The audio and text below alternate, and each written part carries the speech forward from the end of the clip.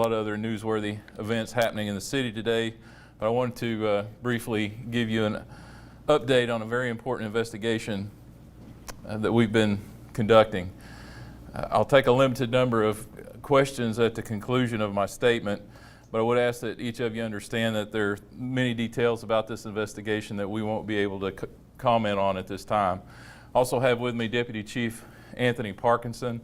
He is the Deputy Chief of the Uniform Bureau, which oversees our Criminal Investigation Division, so he may be helping me answer some of your questions this morning. Investigators with the Fort Smith Police Department have identified and arrested 15-year-old Camuel Mark Andrew Stuckey for the murder of 26-year-old Chanel Moore, along with several other serious crimes. Moore was shot and killed during an apparent robbery of Doug's East Side Convenience on March the 24th of this year. This arrest was made during a SWAT operation carried out on May 4th on the east side of Fort Smith on Mayo Drive.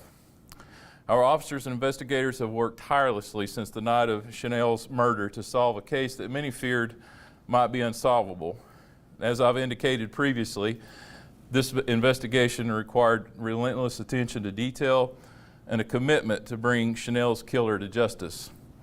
I'm very proud of the men and women of the FSPD and the solid police work that they have done to accomplish this.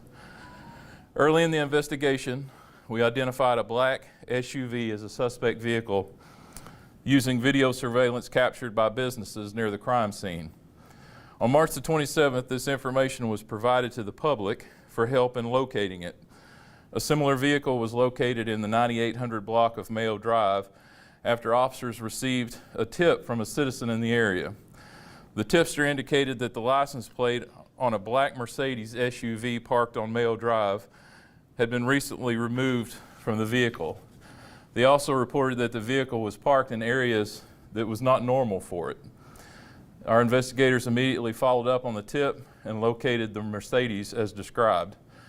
In April, our department received a tip via Facebook from a concerned citizen about a robbery that had occurred in Barling on December 12th of 2022. Upon contacting the Barling Police Department, our investigators discovered that a firearm that had been recovered by police in the December robbery belonged to the owner of the Mercedes on Mayo Drive. Surveillance video from the Barling robbery also revealed a young male suspect who was wearing clothing identical to that worn by the homicide suspect and who was identified as the son of the Mercedes owner. That person was identified as Camuel Mark Andrew Stuckey. On May the 4th, our department conducted an arrest operation on Mayo Drive after obtaining an arrest warrant from Sebastian County Prosecutor Dan Shue for the December 12th Barling aggravated robbery, as well as a search warrant for evidence of the aggravated robbery. It was during this search that additional evidence of the homicide was discovered and Stuckey was arrested. Following the arrest and subsequent interview of Mr. Stuckey, he was booked and charged as an adult in the December 12th aggravated robbery into the Sebastian County Juvenile Detention Center. On today, our investigators obtained additional warrants on Mr. Stuckey for murder in the first degree, aggravated robbery for the robbery at Doug's East Side, and terroristic act which resulted from firing at the citizen who was leaving the parking lot of Doug's East Side at the time of the March 24th homicide. Now, this is an ongoing investigation. There's still additional evidence to process, and we don't want to do anything that will compromise the integrity of this case. But I do want to express my sincere appreciation for the public's patience, assistance, and the critical role that they played in providing the vital information that led to the arrest of Camuel Stuckey. Video surveillance and public cooperation are invaluable tools in solving cases of this magnitude, and I never doubted for a minute the ability of our investigators and our community to be able to solve this crime. I especially want to thank the family and the friends of Chanel Moore for their patience, their support of this investigation. My prayers remain with them at this difficult time, and the Fort Smith Police Department will continue to support them and assist them any way that we can through this process. And that concludes our statement. If you have any questions, again, keep in mind, it may come with a no comment, but we'll answer it if we can. When you talk to a 15-year-old boy who's being charged as an adult with murder, when you talk to him, what did he say? Did he confess to this? I think that's probably something we won't be able to answer at this time.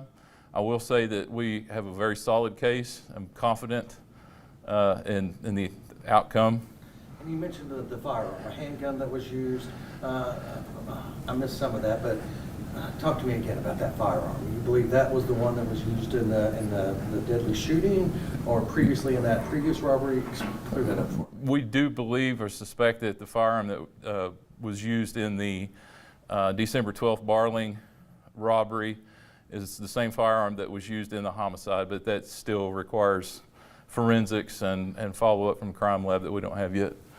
No. No? The Barling. Okay. Sorry.